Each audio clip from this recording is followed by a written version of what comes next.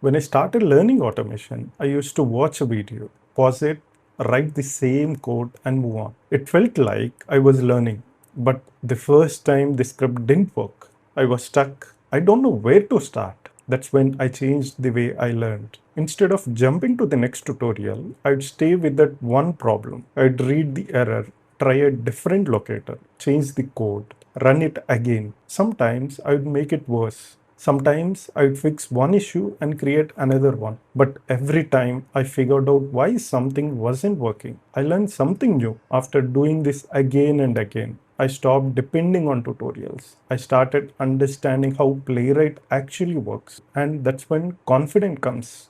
Not because you have watched 100 videos, but because you have solved 100 small problems. That's exactly what interviews are.